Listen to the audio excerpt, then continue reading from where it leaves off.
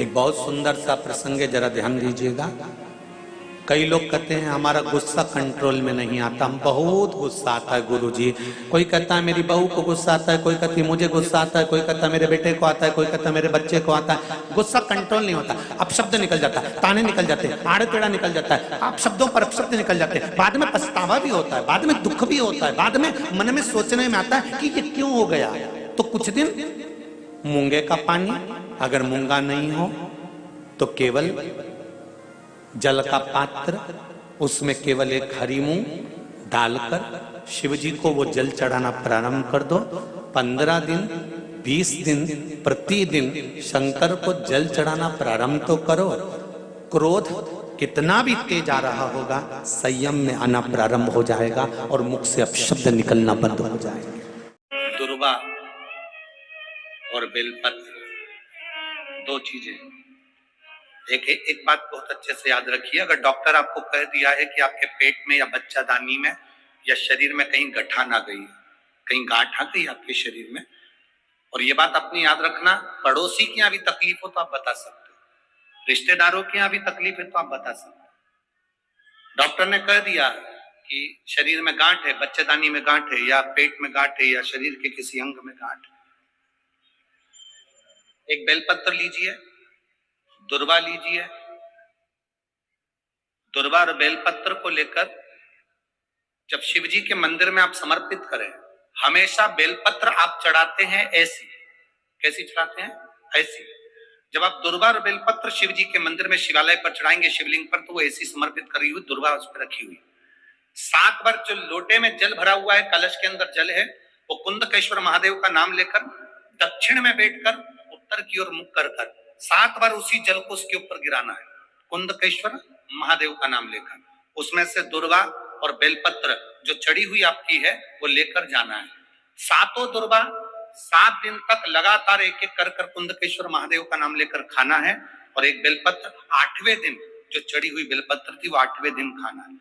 खाने के 15 दिन बाद आप जांच कराना प्रारंभ करिए। बाबा चाहेगा तो आपकी गठान कुंदकेश्वर महादेव उसको गला ही देगा, ये निश्चित। जो बहुत चिड़चिड़ा हो जाए, बहुत अपशब्द कहना, बहुत ताने देना, बहुत गाली देना, बहुत आड़ा टेढ़ा कहना, जरा जरा सी बात में बिखर जाना, क्रोध आ जाना।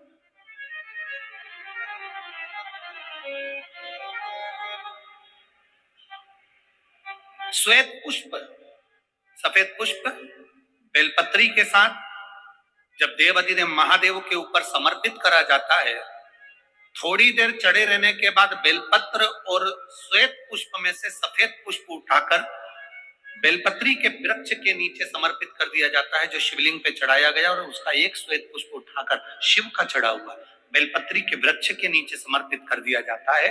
वहां की मिट्टी को उठाकर अपने घर के द्वार का स्पर्श करा दिया जाता है। तो क्रोध करने वाला व्यक्ति, चिड़चिड़ करने वाला व्यक्ति कुंदकेश्वर महादेव का नाम लेकर जब वो रज लगाई जाती है, मिट्टी लगाई जाती है, तो वो धीरे धीरे क्रोध करना बंद कर देता। घर में पूरे शांति और आनंद की अनुभूति होने लगती है। बहुत तेज फीवर है, बहुत तेज बुखार है, शिव जी पे चढ़ा हुआ जल, एक वस्त्र गीला करा हुआ, कुंदकेश्वर महादेव के नाम से उस गीले वस्त्र को, जिसके शरीर में बहुत फीवर है, उसके शरीर पर उस कपड़े को एक बार अच्छे से कुंदकेश्वर महादेव का नाम लेकर फेर दीजिए। आधा घंटा या 1 घंटा लगेगा, मेरा कुंदकेश्वर महादेव फीवर को उतार ही देगा। प्रैक्टिकल कर देखना कि सीवर वाला महाराज झूठ तो नहीं बोल रहा है। प्रयास करते रहना चाहिए, प्रैक्टिकल करते रहना चाहिए। कहीं सीवर वाला महाराज झूठ तो नहीं बोल रहा है, ये प्रैक्टिकल करो कि वो झूठ तो नहीं बोल रहा। और पत्र तुम्हारे भेज देना लिख कर कि आपने झूठ बोला, हमने फीवर देखा था। कल भी कथा में कहा था कि मंदिर नहीं जा सकते तो उसकी चौखट का दर्शन करो। उसके दरवाजे के द्वारपाल वीरभद्र, मणिभद्र, और उसके चौखट पर बैठी है भाग्य देवी। शिव महापुराण की कथा कहती है, जो शंकर भगवान के, आप कभी अगर मौका लगे तो प्रयास करा करो कि शंकर के शिवालय में जब आप प्रवेश करें, शंकर भगवान के शिवालय में जब आप जल चढ़ाने के लिए जाएं, तो वहां जो मुख्य जो गर्भगृह की जो चौखट होती है, गर्भगृह की जो चौखट होती है, प्रयास करना चाहिए कि उस गर्भगृह की चौखट को प्रणाम करना चाहिए। और प्रयास ये भी करो कि गर्भगृह की जो चौखट होती है उस पर लात न रखते हुए आप उस चौखट को लांघने का प्रयास करो। चौखट को लांघ, गर्भगृह की चौखट को प्रणाम। अगर आपने दूर से भी शिखर का दर्शन करा है, आप दूर खड़े हो और आपको बाबा विश्वनाथ का दर्शन नहीं हो रहा है, आप दूर खड़े हो आपको महाकाल राजा का दर्शन नहीं हो रहा है, आप दूर खड़े हो आपको ओमकारेश्वर बाबा का दर्शन नहीं हो रहा है, आप दूर खड़े हो आपको भीमा शंकर बाबा का दर्शन नहीं हो रहा है, आप बहुत दूर खड़े हो और मान लो आपको केदारेश्वर बाबा का दर्शन अंदर नहीं हो रहा है, बहुत लंबी लाइन में खड़े हो, तो बाबा की चौखट का अगर दर्शन कर लेते हो, उस पर ध्यान भी लगा लेते हो, तो भाग्य पलट कर ही रहता। एक लाल चंदन होता है, एक पीला चंदन होता है, दो तरह का चंदन होता है। जैसे अगर हफ्ते में एक बार, कितने समय में, जम के बोलो जरा, हफ्ते में एक बार प्रयास करा करो कि लाल चंदन का पानी हम शिव जी को समर्पित करें। और लाल चंदन का पानी अगर शंकर जी को समर्पित कर रहे हो तो शिव मंदिर में चढ़ाने के बाद में थोड़ा सा पानी बचा हुआ किसी बेलपत्री के वृक्ष के नीचे समर्पित करें।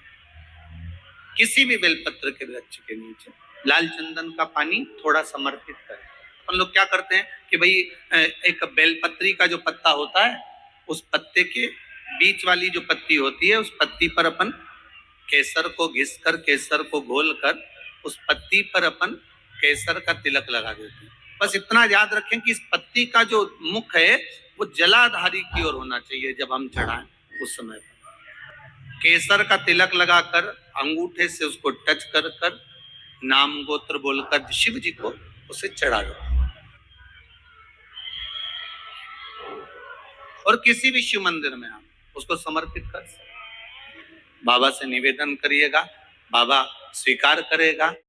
कि अगर कोई काम के लिए जा रहे हो और वो काम नहीं हो रहा, बहुत दिन से टल रहा है, बहुत दिन से टल रहा नहीं हो रहा है, तो दरवाजे की देहली पर एक काली मिर्ची रखिए और उस काली मिर्ची को रखकर उस पर अपने सीधे पांव की एड़ी रखकर बाहर निकल जाइए। उस दिन आपका काम फतेह हो जाएगा, सफल हो जाएगा। शिवलिंग पर बेलपत्र चढ़ाना, जड़ चढ़ाना, इसका भी एक नियम होता है। शंकर जी पे शिवलिंग पर जल कहाँ चढ़ाया जाता है? सबसे पहला जल अगर शंकर जी को चढ़ाने जा रहे हो तो शंकर जी के जो चरण है, जहाँ से पानी नीचे गिरता है, उसके सीधे वाले भाग पर, अपने हाथ का सीधा भाग, वहां जल चढ़ाओ। फिर जहाँ लेफ्ट भाग है वहां जल चढ़ाओ। जहाँ शंकर भगवान का शिवलिंग रखा हुआ है, तीसरे नंबर का जल वहां चढ़ाना चाहिए। चौथे नंबर का जल भगवान शंकर के शिवलिंग पर चढ़ाना चाहिए। पांचवें नंबर का जल ऊपर अगर जलाधारी लगी हो तो उसमें चढ़ाओ। नी हो जलाधारी तो भगवान शंकर का जहाँ नंदी बैठा है, नंदी का एक पांव ऊंचा रहता है, उस पांव के पास में जल चढ़ाना चाहिए।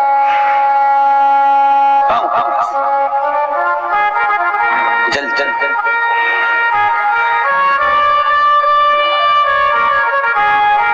चरण के ऐसे 5 स्थान दिए हैं जल चढ़ाने के लिए। शिव जी का स्नान कितनी चीजों से होता है? 5 चीजों से। पंचामृत, दूध, बोलते जाओ, दही, फिर घी, शहद, फिर शक्कर। ये 5 चीजों का प्रमाण क्या है? शास्त्र कहता है दूध चढ़ाने से घर में संतान की वृद्धि होती है। दही चढ़ाने से भगवान शिव के, अगर शिवलिंग पर हम दही चढ़ाते हैं, उससे परिवार में प्रेम बढ़ता है। क्या बढ़ता है? प्रेम। फिर घी चढ़ाने से हमारे घर से रोग दूर होता है।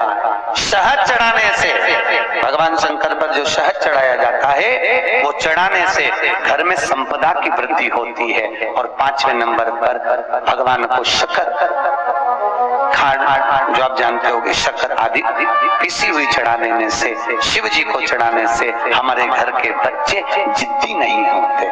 क्यों कहते हैं जो बच्चा जिदपन करता हो, जो बच्चा जिद्दी रहता हो, तो क्यों कहते हैं कि अवधूतेश्वर महादेव का नाम लो और उसके हाथ में शक्कर की कटोरी देकर शंकर जी पे चढ़वा दो, बच्चा कभी जिदपन नहीं करता। अवधूतेश्वर महादेव का नाम लेकर सोमवार की अष्टमी के दिन चढ़ाया जाता है,